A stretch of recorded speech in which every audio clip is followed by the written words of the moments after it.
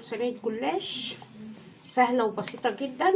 بصوا ده الجلاش اهو. بص انا بقطعه ازاي بدل ما نورق ونحط ورقة ورقة والكلام ده.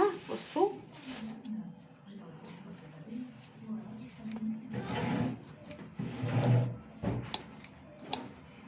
سهلة وبسيطة جدا ومش هتاخد وقت ولا اي حاجة.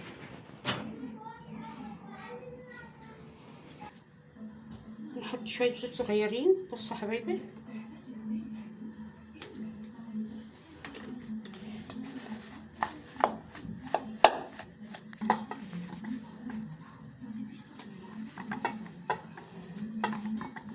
حطينا نصها.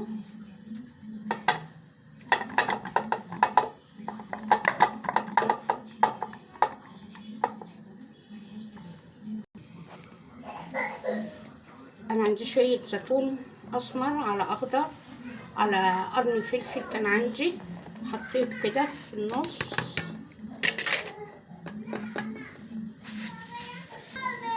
كان عندي حته جبنه بشرطها جبنه رومي، لو عندكم جبنه بيضه، لو عندكم لانشون، اي حاجه فايده كده في التلاجة عندكم ممكن تعملوا تحطوها.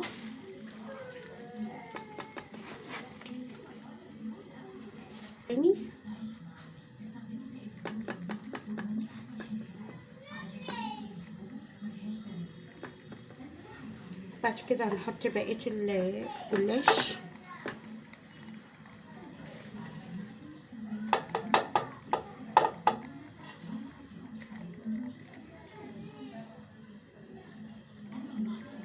كوبايه لبن وهحط عليهم معلقه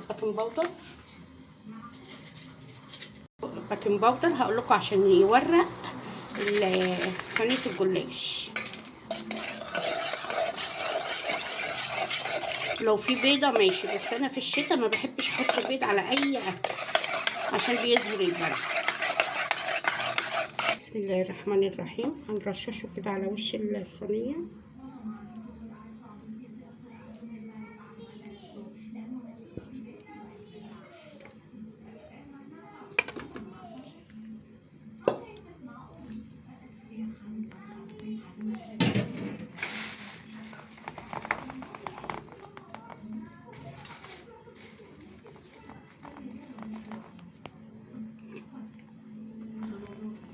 وبكده الصينيه خلصت حبايب قلبي، وهنحطها في الفرن ولما تستوي هنشوفها مع بعضنا. يا حبايب قلبي الرقاق هنشوفها مع بعضنا اهو.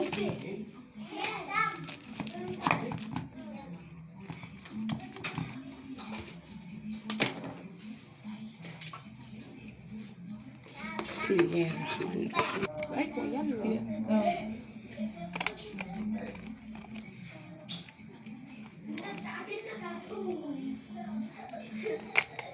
سخنه يا حبايبي، سخنه خالص.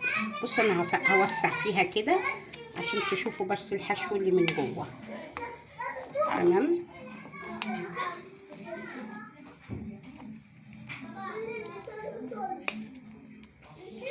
يا رب تجربوها وتقولوا لي رايكم ايه في الكومنتات. انت انا هاكل دلوقتي واقول لك رايي. يلا. بنتي مش مستنيه وعايزه تاكل ريحتها تحفه تحفه. ماشي. بصوا حبايب قلبي ومورقه وكل ورقه لوحدها، ولا نرص بقى ورقه ورقه ولا ورقتين ورقتين، وما خدتش زيت ولا سمنه كتير. والف هنا والشفا. طريقه جديده وسهله وبسيطه جدا وما خدتش 10 دقايق. السلام عليكم.